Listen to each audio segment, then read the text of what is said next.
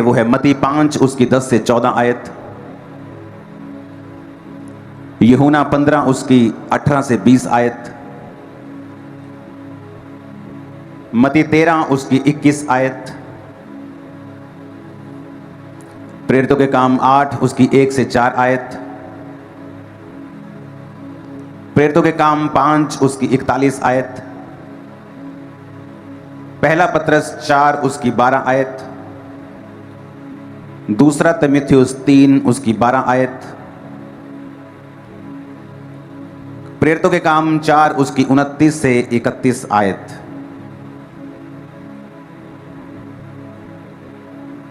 मैं फिर से एक बार पढ़ूंगा, आप उसे फटाफट लिख लें और इसको इंटरनेट पे भी डाल दिया जाए एक पोस्टर के रूप में। मती 5 उसकी 10 से 14, यूहन्ना 15 उसकी 18 से 20, मती 13 उसकी 21 आयत, प्रेरितों के काम 8 उसकी 1 से 4।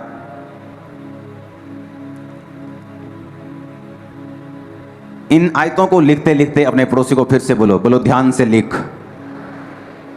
जो नोट करता है वो नोटिस किया जाता है परमेश्वर के द्वारा।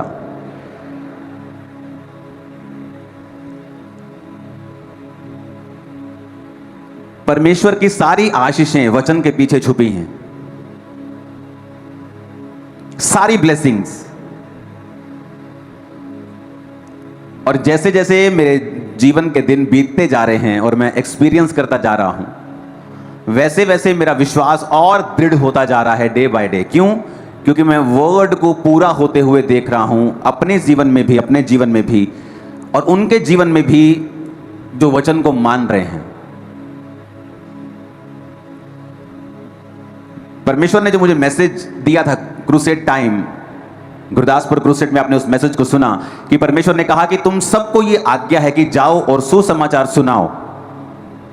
और ये 1-2 साल पहले की बात है जब परमेश्वर ने मेरे हृदय में ये मैसेज डाला था पुराने नियम से कि उसने अपने याजकों को बेस्ट दाख रस, बेस्ट तेल देने का कमांड किया था, वायदा किया था कि मेरे याजकों को बेस्ट चीजें मिलेंगी। ये एक प्रतिबिंब था, ये एक आने वाले समय का एक मैसेज था कि जो लोग मेरी सेवा करेंगे उनकी लाइफ में मैं जो ब्लेसिंग्स दूंगा वो बेस्ट होंगी। पैसे वाले लोग भी वैसी ब्लेसिंग्स नहीं पा पाएंगे अपने पैसों के दम के ऊपर। आज इस कलीसिया में मैं 1-2 नहीं सैकड़ों शादियों को जानता हूं जो उनके पैसे की वजह से नहीं, परमेश्वर की वजह से उनको अच्छे पार्टनर्स मिली हैं। और दुनिया में आप न्यूज़ सुन रहे हैं, करोड़ों रुपए के मालिक हैं, एक लौता बेटा है, फिर भी लड़कियां उन्हें मार रही हैं। और यंग जनरेशन जो आने वाली है उनका मैरिज के ऊपर से विश्वास उठता जा रहा है। मैरिज बुरी नहीं है, लेकिन आज मैं आपको बताता हूं, मैंने ऐसी कई टेस्टिमनीज इस हफ्ते सुनी हैं। जब परमेश्वर आपको ये कहता है कि ये करना है, हमें पता क्या लगता है कि परमेश्वर मुझसे कुछ काम लेना चाहता है। मैं बड़ा फनी खान हूं जी, मैं तो बड़ा जबरदस्त आदमी हूं, परमेश्वर मेरे पीछे लगा हुआ है। हर बार प्रोफेसी होती, प्रभु तुझे इस्तेमाल करेगा। मैं ही नहीं मान रहा हूं, हम बड़े बड़े बनने की कोशिश करते हैं, लेकिन हमें यह नहीं पता कि हम बेवकूफ हैं इस मामले में। कभी इस बात की टेस्टिमनी मत दो कि मैं तो हाथ नहीं आंदा सी, रब ने मैनू इदां छुया। नो नो नो, ये टेस्टिमनी नहीं है, ये बेवकूफ़ी थी जो तुम कर रहे थे। एक टेस्टिमनी मेरे पास आई कि आप चाहे जितने मर्जी भले हों, अगर आप वचन पूरा नहीं कर रहे हैं,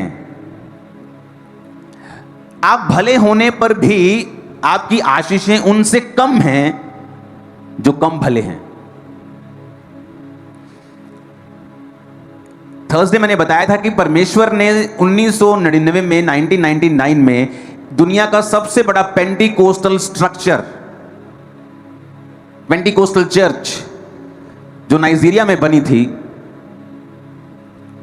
वो सबसे गरीब देश में परमेश्वर ने क्यों चुना बनाना? क्योंकि उस पास्टर की गवाही थी कि वो अपने टाइथ को भूलता नहीं था जब वो गरीब था, और चर्च का और पर्सनल टाइथ वो निकालता था और निकालता था और निकालता था, और परमेश्वर ने उस गरीब देश में भी सबसे बड़ी चर्च को खड़ा कर दिया। आज वही चर्च दुनिया का सबसे बड़ा स्टेडियम बना रही है, जो दुनिया के सबसे बड़े स्टेडियम, इंडिया के सबसे बड़े स्टेडियम से दुगना। क्यों?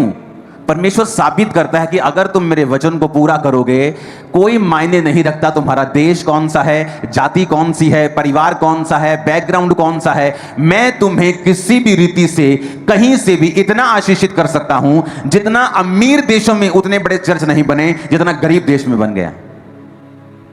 अमेरिका में भी बहुत बड़े बड़े चर्चेस हैं, लेकिन बात यह थी कि किसी व्यक्ति ने फैसला किया कि मैं परमेश्वर के वर्ड के ऊपर चलूंगा, और परमेश्वर को ऐसे व्यक्ति चाहिए जो वचन के ऊपर स्टैंड लेने वाले हों, और परमेश्वर उन व्यक्तियों को दूसरों को दिखा सके कि देखो इस व्यक्ति ने मेरा वचन पूरा किया, और देखो मैंने इसके जीवन में असंभव काम किया है। आज उस सबसे बड़े गरीब देश में, आज भी उस देश में आप चले जाओ, आपको 1950 वाली फीलिंग आएगी। आपको आप मेन रोड पे चले जाओ, आपको टूटी हुई दुकानें, मोस्टली 90% 80% आपको टूटी हुई दुकानें, गली हुई लोहे की छतें, टीनें आपको मिलेंगी ऑलमोस्ट एवरी शॉप। यहां तक कि वहां के जो आपको बड़े बड़े क्या बोलते हैं पेट्रोल पंप रास्ते में मिलेंगे, वो भी खस्ता हालत में मिलेंगे। लेकिन वहां पर एक व्यक्ति वर्ड पूरा कर रहा है, और बहुत से लोग उस गवाही से इनकरेज हुए। जब ये चर्च ओपन हुई थी तो लोगों ने और पास्टर्स ने कहा था तुमने गलत जगह पे चर्च ओपन की है, ना तो उस गांव में कोई क्रिश्चियन है, और तुमने शहर के इतनी बाहर चर्च ले ली है, जलंधर के इतनी बाहर है ये कि लोग आ ही नहीं पाएंगे वहां पे। और यहां आप मुंबई से भी लोग फ्लाइट पकड़ के संडे आ जाते हैं, कोई फ्रांस से आ जाता है, कोई इंग्लैंड से आ रहा है, कोई यूएसए से आ रहा है, कोई कनाडा से बैठा हुआ है। बात यह है कि तुम लोग वचन को कितना अपने जीवन में लेते हो। अब परमेश्वर ने कहा सेवा कर। लोगों को क्या लगता है कि परमेश्वर अपना राज्य फैलाना चाहता है, इसलिए वो हमें कह रहा है कि जाओ सेवा करो। हम सोचते हैं कि इसमें परमेश्वर की कोई भलाई है। भाई साहब, परमेश्वर की कोई भलाई नहीं है। चाहे 10 लाख या 10 करोड़ या 100 करोड़ लोग स्वर्ग जाएं, उसने तो बना दिया है स्वर्ग और नरक। अब किसको कितने कहां जाना है ये हम पे निर्भर करता है। तुम स्वर्ग नहीं जाओगे तो स्वर्ग हिलने वाला नहीं है, बिल्कुल भी तुम्हें मिस करने वाला नहीं है। उसने तुम्हें वचन दे दिया है, तुम्हारे लिए जान दे दी है। अब ये हमारा फैसला है। एक टेस्टिमनी में मुझे आई कि एक व्यक्ति जब इस सेवकाई में आकर उसने सब चीजों को देखा और उसने सेवकाई के सब फलों को देखा, और उसका बेटा जो था वो इनकरेज नहीं था सेवा के लिए वो इतना, और जब वो सेवा को देखकर जाके बोला कि मैं भी अब सेवा करूंगा, परमेश्वर ने उसके रास्तों को खोला और जो डिले स्पिरिट थी उसे खत्म किया, और उसकी जिंदगी में बहुत बड़ा एक काम हुआ जैसे ही वो यहां से गया। सुनो मेरी बात, मैं सब टेस्टिमनी को खुल के नहीं दे सकता हूं, लेकिन आपको समझना पड़ेगा। आप भले हो सकते हैं, आपके माता पिता भले हैं, प्रभु में पवित्रताई में हैं, लेकिन अगर आप वर्ड पूरा नहीं कर रहे हैं और झिझक रहे हैं, कंफर्ट से बाहर नहीं आ पा रहे हैं, तो उसमें क्या होता है, हम ही डिले होते हैं। जब लोग इस सेवकाई में आए और उन्होंने सेवकाई की बरकतों को देखा कि परमेश्वर जो अफ्रीका में करता था, जो अमेरिका में करता था, वो आपकी सेवकाई में बढ़ के हो रहा है उससे भी। लेकिन कैसे हो रहा है हम नहीं जानते, लेकिन ब्रदर ये आपके जीवन में जो हो रहा है ना, ये अद्भुत हो रहा है। ये कैसे हो रहा है? मैं शुरू से ही इस बात में दो मन नहीं रहा हूं कि मुझे परमेश्वर की सेवा करनी है कि नहीं करनी। जब मैं 6 मंथ का विश्वासी था और अभी तक अपने डिप्रेशन से भी बाहर नहीं आया था पूरी तरह से, हालांकि वो बढ़ गया था और नशा छोड़ चुका था, पाप छोड़ चुका था, हीलिंग मैंने अभी रिसीव नहीं की थी, डिलीवरेंस रिसीव नहीं की थी, दुष्ट आत्मा से आजाद हो गया था, लेकिन फिर भी अभी शैतान के अटैक कभी कभी वो आता था करने के लिए। और 6 महीने का विश्वासी होने के बावजूद मैं सेवा में आ गया था, लोगों पे प्रार्थना करता था, प्रीच करता था, काउंसलिंग करता था लोगों की, और वही पैटर्न शुरू से मेरी लाइफ में मैंने फॉलो किया है।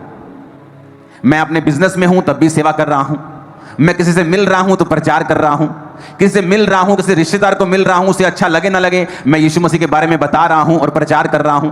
मैंने कभी भी ये नहीं सोचा कि लोग मेरे बारे में क्या सोचेंगे या लोग ये क्या कहेंगे, कि हर वक्त यीशु मसीह की बात करता रहता है। आप जब लोगों में बैठते हैं तो रेयरली मैंने देखा है लोगों को यीशु मसीह की बात करते हैं। इधर की बात करेंगे, उधर की बात करेंगे, देश की बात करेंगे, पॉलिटिक्स की बात करेंगे, इकोनॉमी की बात करेंगे, लेकिन जीसस की बात नहीं करेंगे।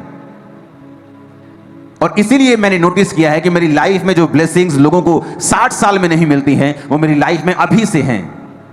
वो सेवकाई अभी से है।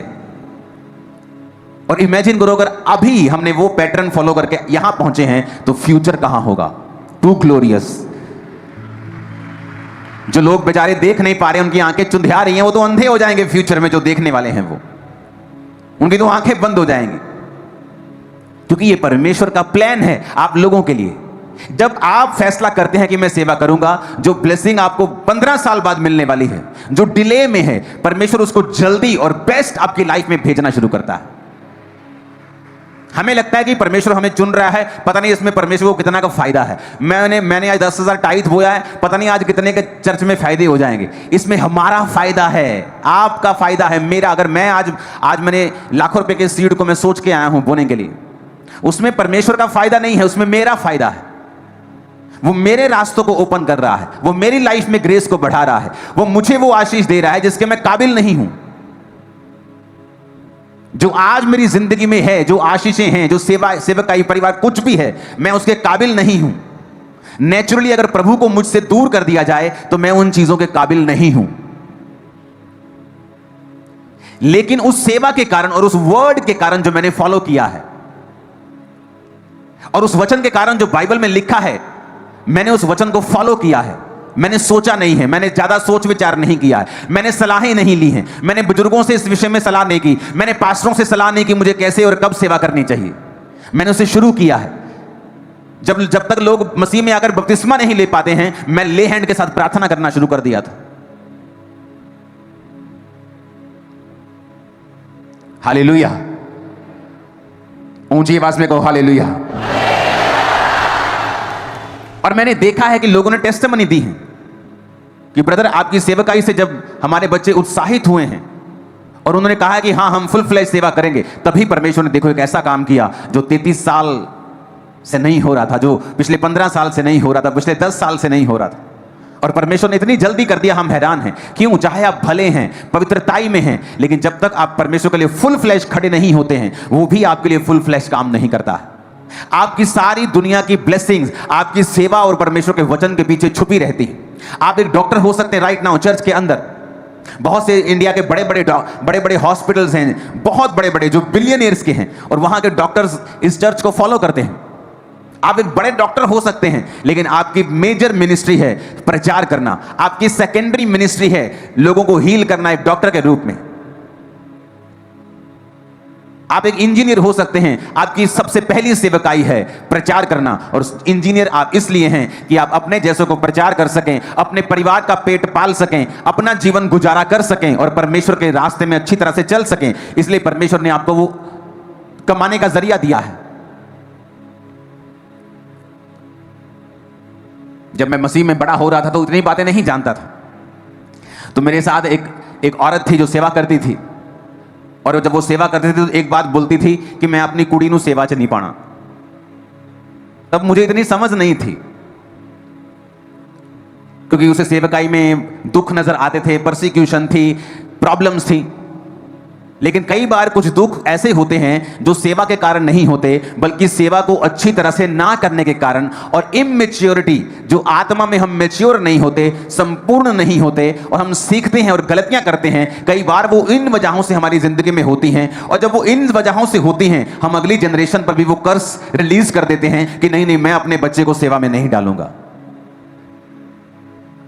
कई बार पास्टर जो खुद नहीं बोता, खुद टाइथ नहीं बोता, खुद बीजों को नहीं बोता है, और वो खुद फाइनेंशियली तंग होता है, और जब बच्चे अपने पिता की ओर देखते हैं और देखते हैं कि इसको हमारी फीस कलेक्ट करने के लिए संघर्ष करना पड़ता है, घर का बिल पे करने के लिए संघर्ष करना पड़ता है, और वो ये कहते नहीं हम सेवा में नहीं आएंगे, हम यीशु को तो मानेंगे लेकिन सेवा नहीं करेंगे, और वो दुनिया के और तरीके अपनाने लगते हैं और दुनिया के पढ़ाई करने लगते हैं। और पढ़ाई करना अच्छी बात है, लेकिन उनका जो मेन नजरिया होता है वो ये होता है कि हम सेवा में नहीं बल्कि दुनिया में से अपनी चीजों को हासिल करेंगे।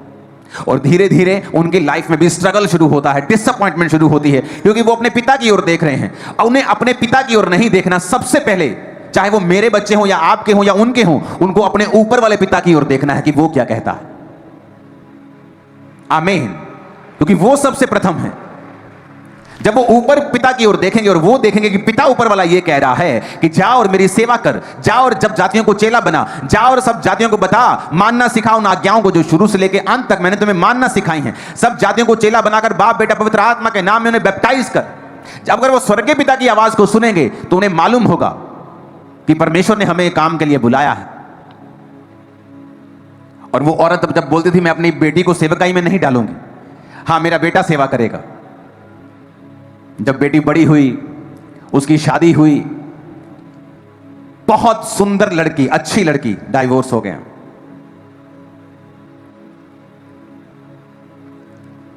इजरायली कहते, जब उन्हें न्यूज मिली कि सामने के देश में बड़े जायंट रहते हैं, बड़े बड़े ऊंचे लंबे लोग, हम उन्हें मार नहीं सकते, कहते नहीं नहीं असली नहीं जाना उठे। देखो ये देखो भेदिए क्या लेके आए हैं, भेद की वहां पे तो जायंट रहते हैं, हमने अपने बच्चे मरवाने। परमेश्वर कहता अब तुम नहीं जाओगे, तुम्हारे बच्चे प्रवेश करेंगे उस राज्य में, लेकिन तुम नहीं जाओगे, क्योंकि तुम्हारा अविश्वास यह साबित करता है कि अब तुम वहां नहीं जाओगे। और सोचो, सेम मुसीबत उसके बेटे की लाइफ में भी आई, उस औरत के बेटे की लाइफ में, पर बेटा निकल गया और सेटल हो गया और बेटी सेटल नहीं हुई। क्यों? क्योंकि वो सेवा में नहीं थी। सेम मुसीबत भाई बहनों पे आई, मैरिज प्रॉब्लम। जब आप सेवा में होते हैं आप प्रोटेक्टेड होते हैं, प्रभु आपका एक्स्ट्रा ध्यान रखता है, एक्स्ट्रा ब्लेसिंग आपकी लाइफ में होती है, एक्स्ट्रा स्पीड आपकी लाइफ में होती है, ज्यादा तरीके से, ज्यादा बड़े तरीके से परमेश्वर आपको ब्लेस करता है। और वो चीजें होती हैं जो एक नॉर्मल विश्वासी अपनी लाइफ में हासिल करने में समय लगाता है और समय लगता है, लेकिन आपकी लाइफ में वो जल्दी होता है।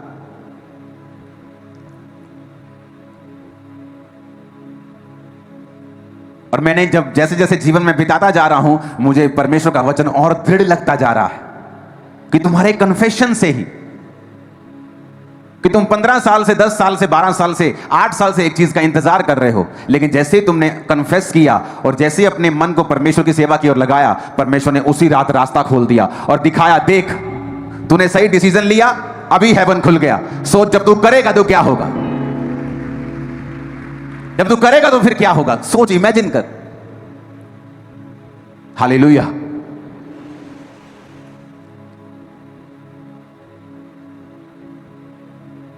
आपको सेवा के लिए उत्साहित रहना है। बाइबल कहती है, जब हम परमेश्वर के वचन को पढ़ते हैं, पहला पत्रस 4 उसकी 12 और दूसरा तीमुथियुस 3 उसकी 12, इन दोनों वचनों को पहले हम दूसरा तीमुथियुस पढ़ते हैं। पर जितने मसीह यीशु में भक्ति के साथ जीवन बिताना चाहते हैं वो सब सताए जाएंगे। प्रभु ने कहा जो भक्ति के साथ जीवन बिताना चाहते हैं, राइचियसनेस के साथ जिंदगी बिताना चाहते हैं, वो सब सताए जाएंगे। बाइबल में एक ही दुख है जो वायदा करता है प्रभु कि तुम्हें मिलेगा अगर तुम मुझ में सही चलोगे। बीमारी का वायदा नहीं है, बीमारी वचन के खिलाफ है। जब आपको हो तो उसे डांटें। वो धर्मी को हो सकती है, लेकिन धर्मी उसके खिलाफ रहे, धर्मी उसके खिलाफ प्रेयर करे, धर्मी उसके खिलाफ चले, हर तरह से, डाइट से, प्रार्थना से, हर तरह से उसको फाइट करे। लेकिन वचन कहता है मत्ती 5 उसकी 10 और 14 आयत, 10 से 14 आयत में कहता, धन्य हैं वो जो धार्मिकता के कारण सताए जाते हैं, क्योंकि स्वर्ग का राज्य उन्हीं का है। धन्य हो तुम जब मनुष्य मेरे कारण तुम्हारी निंदा करे, सताए और झूठ बोलकर तुम्हारे विरोध में सब प्रकार की बुरी बात कहे, तब आनंदित और मगन होना। परसिक्यूशन एक ऐसा दुख जिसका वायदा किया गया है कि परमेश्वर कहता वो उनकी जिंदगी में आएगी जो लोग अच्छी तरह से भक्ति के साथ जीवन बिताएंगे और राइचियसनेस में होंगे, ये उनके जीवन में होगी। उसने कहा जब प्रेरितों के काम में 120 लोगों के ऊपर पवित्र आत्मा उतरा, और पवित्र आत्मा उतरने के बाद जब लोगों में काम होने लगा, प्रचार होने लगा, एक एक दिन में 3-3 हजार लोग बपतिस्मा लेने लगे, हजारों लोग परमेश्वर में आने लगे, तो वहां पे परसिक्यूशन शुरू हुआ।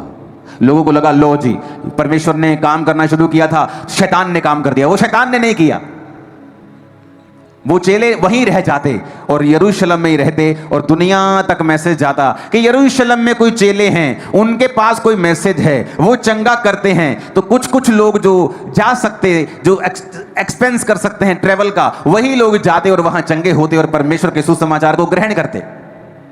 जबकि ये सही तरीका नहीं था और वो कंफर्टेबल थे वहां पे प्रचार करने के लिए और सब काम दिन रात चल रहा था। परमेश्वर ने आइडिया निकाला और उस चर्च को सताना शुरू किया। जब चर्च को सताया गया और चर्च के लोग भागे, जब वो भागे तो वचन कहता है वो जहां जहां भागे, वो जहां जहां गए, वहां वहां सुसमाचार सुनाते फिरे। और आज तुर्की से लेके यूरोप से लेके, उसी यूरोप से ऑस्ट्रेलिया में लोग गए, उसी यूरोप से न्यूजीलैंड में गए, उसी यूरोप से अमेरिका में गए, उसी यूरोप से कनाडा में गए, उसी यूरोप से बाकी कई देशों में गए और सब जगह आज क्रिश्चियनिटी नंबर 1 पे है। लोग क्रिश्चियन हो चुके हैं। क्या किसी ने सोचा था कि वो परसिक्यूशन जो आज हम 12 चेलों को दे रहे हैं, इन 120 लोगों को दे रहे हैं, ये 3000 बपतिस्मा लिए हुए लोगों को दे रहे हैं, ये एक दिन 500 करोड़ बन जाएंगे? किसी ने सोचा नहीं था। जब आपकी परसिक्यूशन होती है, 2022 से पहले पंजाब में हर व्यक्ति मसीहत को नहीं जानता था, लेकिन आज अगर पंजाब में किसी भी घर में आप क्रिश्चियनिटी की बात करेंगे तो चाहे वो आपको लाइक करें या डिसलाइक करें, वो आपको जानते हैं जरूर। और इंडिया में ऐसा हो रहा है, परसिक्यूशंस हो रही, क्रॉस उतारे जा रहे हैं चर्चिस से। घबराए मत, घबराए मत। एक एक कोना, एक एक गली यीशु के सुसमाचार से गूंज उठेगी फ्यूचर। उनको मालूम होगा कि यीशु मसीह धर्म परिवर्तन करने नहीं आए हैं। अगर ये धर्म का काम होता, अगर ये किसी धर्म का काम होता तो हम लड़ते तलवारों के साथ और धर्म को बचाते जिस तरह आप बचा रहे हैं। लेकिन यह धार्मिकता है। परमेश्वर ने कहा वो धार्मिकता के कारण तुम सताए जाओगे। धार्मिकता क्या है? अपने माता और पिता की आज्ञाओं को मानना। धार्मिकता क्या है? शराब ना पीना और एक धार्मिक जीवन जीना, चोरी ना करना, हत्या ना करना, व्यभिचार ना करना, अपनी पत्नी से, अपने पति से वफादार रहना, यह धार्मिकता है। और यीशु ने कहा तुम धार्मिकता के कारण सताए जाओगे। सोचो, जब तुम पापी थे, जब तुम शराबी थे, तुम सताए नहीं जाते थे, लोग तुम्हारे बारे में कुछ बोलते नहीं थे। जब तुम नशा करते थे तुम सताए नहीं जाते थे, तुम दुनिया की जिस मर्जी जगह पे चले जाओ तुम सताए नहीं जाते थे। लेकिन जैसे तुम चर्च में आए तुम सताए जाते हो। इसलिए नहीं कि तुम बुरा कुछ कर रहे हो, कहता धार्मिकता के कारण तुम्हें सताया जा रहा है। क्यों? क्योंकि शैतान को पता है ये असली परमेश्वर है। ये साबित करता है कि क्राइस्ट में आने से ही आपको क्यों सताया जाता है, क्योंकि शैतान को पता है यही इसका छुटकारा हो जाएगा और यही ये स्वर्ग राज्य का वारिस होगा, यही इसके बंधन टूटेंगे, यही ये पापों से आजाद होगा, यही से सब कुछ इसको मिलेगा। उसे मालूम है। आज कोई पब्लिकली आके बोले कि मैं तो जी बाइसेक्सुअल हूं, लाखों लोग चर्च पे, इंटरनेट पे उसे सपोर्ट करने लग जाते हैं, इंटरनेट पे सपोर्ट करने लग जाते हैं। लेकिन जैसे आप कहेंगे मैं क्रिश्चियन हूं, आपको सताया जाएगा।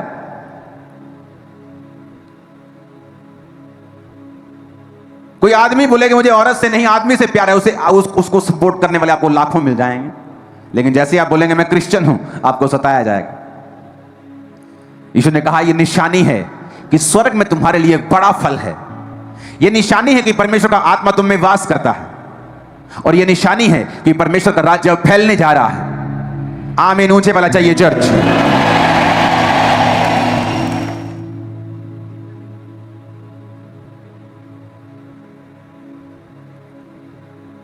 ऊंची आवाज में कहो हालेलुया, ऊंची आवाज में कहो हालेलुया। आपको यह बात समझनी है कि जो सताव है, यूहन्ना 15 उसकी 18 से 20 में लिखा है, यदि संसार तुमसे बैर रखता है तो तुम जानते हो क्योंकि उसने तुमसे पहले मुझसे बैर रखा है। यदि तुम संसार के होते तो संसार अपनों से प्रेम रखता, इस कारण कि तुम संसार के नहीं वरन मैंने इस संसार में से तुम्हें चुन लिया है, इसीलिए संसार तुमसे बैर रखता है। जो बातें मैंने तुमसे कही थी, दास अपने स्वामी से बड़ा नहीं होता, याद रखो उन्होंने मुझे सताया तो तुम्हें भी सताएंगे, मेरी मानी तो तुम्हारी भी मानेंगे। 21 आयत अगर है तो उसे भी निकाल देंगे। वचन कहता है, परमेश्वर ने कहा उन्होंने मुझसे व्यर्थ बैर किया। अगर उसने हरे भरे से ऐसा किया तो सूखों के साथ वो क्या कुछ नहीं करेंगे।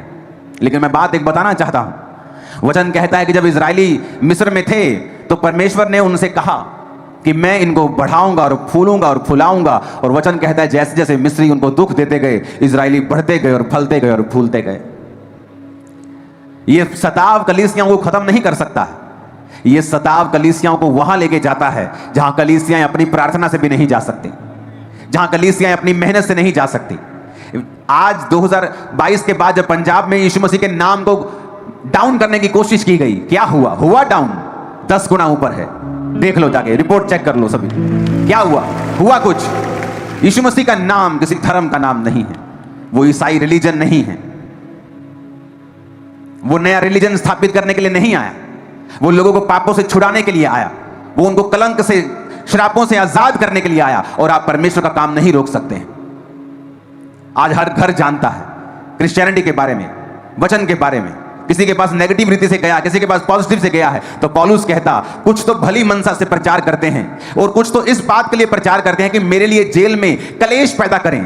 पर कहता चाहे भली मनसा से हो, चाहे कलेश डालने के चक्कर से हो, पर मसीह का प्रचार तो हो ही रहा है ना, उसका प्रचार तो चल ही रहा है। चाहे तुम विरोध के हिसाब से करो, चाहे मैं करूं, चाहे तुम करो, बेटा हो तो रहा है, हो तो रहा है और अच्छा हो रहा है, अच्छा हो रहा है। आमीन। आपके बारे में जब खिलाफ बोला जाए, परमेश्वर ने कहा वो तुम्हारे बारे में बुरी बातें बोलेंगे। सोशली लिखा, तुम्हारा नाम काट देंगे का मतलब तुम्हें सोशली परसिक्यूट किया जाएगा, तुम्हें पानी नहीं दिया जाएगा, तुम्हारी शादी पे ना आने की धमकी दी जाएगी, तुम्हें गांव से निकालने की धमकी दी जाएगी। परमेश्वर कहता है उनकी धमकियों से मत डरना, मैं तुम्हारे साथ हूं, मैं तुम्हें वहां फैला दूंगा जहां तुम पहले कभी नहीं जा पाते थे। और कहता स्वर्ग में तुम्हारे लिए बड़ा फल है। अगर परमेश्वर किसी चीज को बड़ा कह रहा है तो सोचो वो कितनी बड़ी होगी।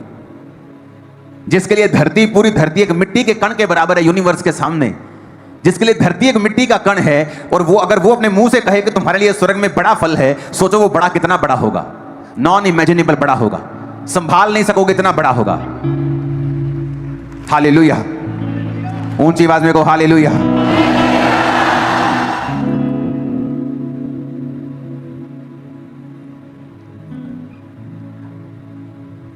प्रेरितों के काम 8 उसकी 1 से 4 में लिखा है, उस दिन यरूशलेम की कलीसिया पर बड़ा उपद्रव आरंभ हुआ और प्रेरितों को छोड़ सब के सब यहूदिया और सामरिया देशों में तितर बितर हो गए। प्रेरितों को छोड़ के सब कलीसिया तितर बितर हुई, क्योंकि लोगों को उनके घरों में जाकर सताया जाने लगा। प्रेरितों को कुछ को कम सताते थे क्योंकि लोग उनके संग होते थे, उन लोगों का डर होता था, लेकिन लिखा वो कलीसिया को सताने लगे। गांव गांव जाके, नगर नगर, शहर शहर, जैसे आज सताया जाता है वैसे ही वो घर घर जाके कलीसिया को सताने लगे। और लोग फिर फिरे इधर उधर, कोई रिश्तेदार के पास गया, कोई दूसरे देश में, कोई साथ की स्टेट में, कोई किधर गया, और लिखा जहां जहां वो गए वहां वहां सुसमाचार सुनाते फिरे, और वहां वहां परमेश्वर का काम हुआ। आज जहां जहां उस सुसमाचार का बीज आप देखते हो, वो सारा बीज उसी समय डाला गया था। आप एक बीज हो। जब दुश्मन आपको खिलारने की कोशिश करेगा, छितेरने की कोशिश करेगा, बिखेरने की कोशिश करेगा, वो एक्चुअल में एक फसल का इंतजाम कर रहा है जो आप देखने वाले हैं। क्योंकि वो बीज जो उसने छितेरे और बिखेरे हैं वो फसल बन जाएंगे, तुम रोक नहीं पाओगे, तुम्हारे लॉ रोक नहीं पाएंगे, जो सिर्फ सताव के लिए बने हैं और किसी चीज के लिए नहीं। हालेलुया। ये वो समय है, परमेश्वर ने कहा कि तुम आनंदित होना। अपने पड़ोसी को बोलो तू आनंदित होना। प्रेरितों के काम 5 उसकी 41 में लिखा है, वे इस बात से आनंदित होकर महासभा से निकाल दिए गए कि हम उसके नाम के लिए अपमानित होने के योग्य तो ठहरे।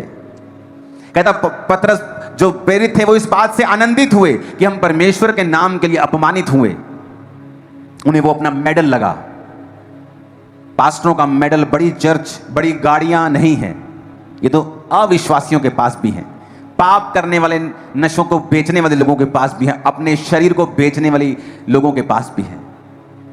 लेकिन कहता तुम्हारा मेडल है, अगर तुम्हें मेरे नाम के कारण सताया जाए, ये तुम्हारी उपलब्धि है। सोच लो कि तुम्हें मेडल मिल रहे हैं, किसी को सिल्वर, किसी को ब्रॉन्ज, किसी को गोल्ड। कहता जितना बड़ा सताव उतना बड़ा मेडल। ये हमारा मेडल है, ये हमारा अचीवमेंट है। कहता इससे आनंदित होना, प्रोसिक्यूशन से बचने की कोशिश मत करो। मेरे इस लड़की की शादी कहां होगी, सो स्टूपिड। वो परमेश्वर क्या शादी नहीं करवा सकता? वो इतना छोटा है क्या? मेरा सरपंच मुझसे दूर हो जाएगा, मेरा पॉलिटिकल कैरियर बर्बाद हो जाएगा। अरे जिन्होंने पॉलिटिकल कैरियर के हाईएस्ट पॉइंट पे जाकर भी जिनके बच्चे और जिनके ग्रैंड बच्चे खुदकुशियां कर रहे हैं, वो कुछ नहीं कर पाए, तुम क्या कर लोगे? आज सफलता के लेकर भी बड़े बड़े लोग, बड़े बड़े आर्टिस्ट बोलते हैं कि मैं सोचा कि जब मैं हाईएस्ट लेवल पे सक्सेसफुल हो जाऊंगा मैं खुश हो जाऊंगा, और मैंने क्या देखा कि जब मैं हाईएस्ट लेवल की सक्सेस को, करोड़ों रुपए की सक्सेस को हासिल कर लिया, तभी मैंने देखा मैं खुश नहीं। बड़े बड़े लोग आपको, बड़े बड़े आर्टिस्ट कहते हुए मिलेंगे, मुझे, मेरा दिल करता था कि मैं ये शरीर छोड़ दूं, मैं ये शरीर को त्याग दूं, मैं मर जाऊं। क्यों? क्योंकि वो रियल हैप्पीनेस, वो वैक्यूम है उनकी लाइफ के अंदर जो सिर्फ परमेश्वर पूरा कर सकता है। वो परमेश्वर की सेवा उसे कंप्लीट कर सकती है।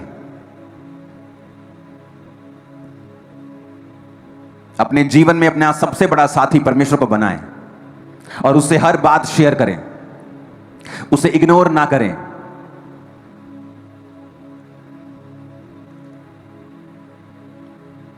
अगर आप उसे अपना साथी बनाएंगे और उससे प्रेम करेंगे, वो लाइफ टाइम आपके संग रहेगा, आपको शर्मिंदा नहीं होने देगा, वो आपकी हर चीज को कंप्लीट करेगा, हर कदम में वो आपके साथ होगा। उसको पहला माने, उसको प्रथम प्यार करें। चाहे आपकी एंगेजमेंट हो गई है लेकिन आपका साथी आपको छूने ना पाए जब तक आपकी शादी नहीं होती है, क्योंकि आप परमेश्वर के हैं। आज अपने पार्टनर को खुश करने के चक्कर में परमेश्वर को नाराज कर बैठो और वो कर्स लाइफ टाइम आपको फॉलो करे, आप ये नहीं चाहेंगे। हमें ऐसा जीवन जीना है जो परमेश्वर को प्रसन्न करे। वचन कहता है जब दानियेल शेरों की मांद में से निकाला गया तो उसने कहा, मैं शेरों की मांद में से निकाला गया हूं राजा, क्योंकि मैं परमेश्वर के सामने निर्दोष पाया गया हूं। परमेश्वर के सामने कहता मैं निर्दोष पाया गया हूं, मेरा विवेक मुझे एक भी बात में दोषी नहीं ठहराता है, मैं परमेश्वर के सामने निर्दोष पाया गया हूं। अपनी लाइफ को ऐसा बनाएं कि आप निर्दोष हों, शेर आपका बिगाड़ नहीं पाएंगे। वो सिचुएशन जहां आप कुछ नहीं कर सकते हैं और सामने शेरों के समान एनिमी है, परमेश्वर उनके मुंह को मिरेकलसली बंद करके रखेगा सदा के लिए। जब आप उन परीक्षाओं से बाहर आएंगे, खरोच का निशान भी आपके चेहरे पर, आपके लाइफ पे नहीं होगा, इन जीसस ने। वचन कहता है जब शद्रक मिशक अबेदनगो बाहर आए उस आग की भट्टी से, तो लिखा उनके मोजों तक में, उनकी जुराबों तक में जलने की बू तक नहीं आई, उनके कपड़ों तक में जलने की बू नहीं आई। और जिन्होंने उनको भट्टी में डाला था वो बाहर ही मर गए थे, और जो भट्टी के अंदर थे वो 3 नहीं वो 4 थे, और एक परमेश्वर के पुत्र के सदृश्य था। और लिखा जब वो बाहर आए तो उनमें जलन की बदबू तक नहीं थी। हालेलुया। हमारा परमेश्वर जीवित है और हम अच्छे होने के कारण सताए जाएंगे, धार्मिकता के कारण सताए जाएंगे। आप शराबी बन जाओ, लोग सताएंगे नहीं। आप अलग अलग तरह के गलत काम करो, वो आपको अपना आइडल मानने लगेंगे। आप गुंडागर्दी करो, आप आइडल बन जाएंगे। लेकिन जैसे आप क्रिश्चियन बनेंगे लोगों को दिक्कत होगी, क्योंकि वो लोग नहीं, वो शैतान है जो अपनी दिक्कत लोगों के मुंह से आपको दिखा रहा है। कभी सोचा है कि क्रिश्चियन बनने पर ही सताव क्यों आता है? लोग बोलते हैं ये तो फॉरेन का धर्म है। क्रिश्चियनिटी गोरों का धर्म नहीं है। क्रिश्चियनिटी गोरों के देश में पैदा नहीं हुई। क्रिश्चियनिटी इजराइल में, जो एशिया में है, जो आप और मेरे जैसे लोग हैं, हल्के जैसे कश्मीरी गोरे गोरे हैं, वो हल्के गोरे हैं, लेकिन वो गोरे नहीं है जो आज आप व्हाइट लोग देखते हैं, ब्राउन गोल्डन बालों, जो रियल गोरे इंग्लैंड अमेरिका के, उन लोगों के देशों में क्रिश्चियनिटी नहीं आई, बल्कि उनके देशों में क्रिश्चियनिटी भारत से भी लेट गई है।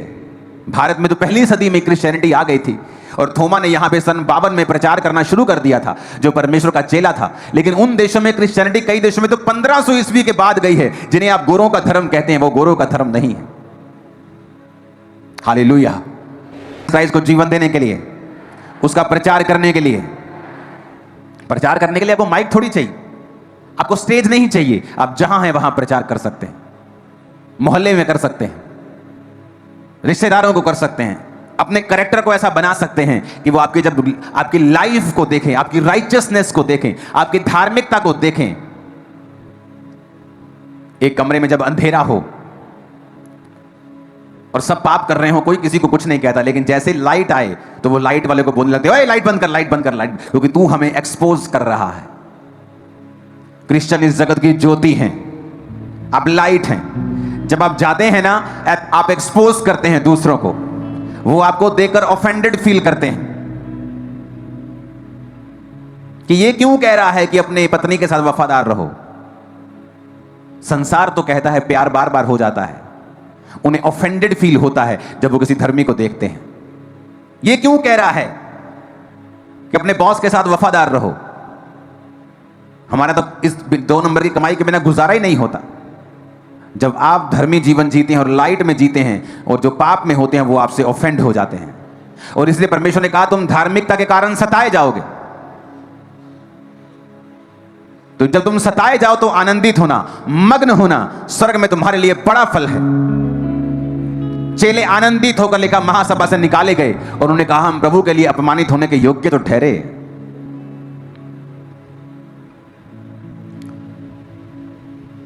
लेकिन बाइबल कहती है आज की परीक्षा दुख की बात जान पड़ती है, लेकिन यह दुख की नहीं बल्कि आनंदित होने वाली बात है। आज याद रखें, आपको सेवा करनी है। सिर्फ पास्टर्स को, प्रेरितों को सेवा नहीं करनी, हर एक व्यक्ति को यह हुक्म दिया गया है कि जाओ और प्रचार करो। उसके पीछे आपकी बरकतें छुपी हैं, उसके पीछे आपकी लाइफ की बेस्ट चीजें छुपी हुई हैं जो खुदा ने रखी हुई हैं। चाहे आप बेहतर हैं, बेस्ट हैं, गुड कैरेक्टर में हैं, तब भी वो चीजें आपकी लाइफ में एंटर नहीं करती जब तक आप इस वर्ड को फॉलो नहीं करते। ये मेरा एक्सपीरियंस कहता है, अब मैं बोल सकता हूं इस वचन को कि आप गुड हैं, लेकिन अगर आप इस वचन को फॉलो नहीं करते हैं, वो ब्लेसिंग्स डिले में आती है। परमेश्वर के लिए अग्रेसिव रहो, काम करने में, बात करने में, स्टैंड लेने में। अपने हाथों को उठाओ और एक वायदा करो। और एक प्रार्थना हम करेंगे, अभी एक स्पिरिट ने मेरे अंदर डाला है। आप प्रेयर करेंगे ये हॉल, ये चर्च बड़ा हो अगले कुछ ही महीनों में, ओके? क्योंकि ये हॉल अब छोटा लगने लगा है मुझे, और हम चाहते हैं पीछे से इसको एक्सटेंड किया जाए और 40 से 50 हज़ार लोग और बैठने का इंतजाम हो इसी हॉल में। अपने हाथों को उठा के प्रार्थना करें और इस हॉल को एक्सटेंड किया जाएगा। और बहुत से काम हैं, इसलिए अगस्त महीने में पार्टनर मीटिंग होगी, बड़ी मीटिंग होगी। मेरा स्पिरिचुअल बर्थडे अगस्त में आता है, तो अगस्त महीने के लिए भी हमें तैयार रहना। और नई ब्रांचेस ओपन होने वाली हैं, उनके लिए जगह हम ढूंढ रहे हैं। और एक और प्रार्थना आपको करनी है, एक सेकंड रुको।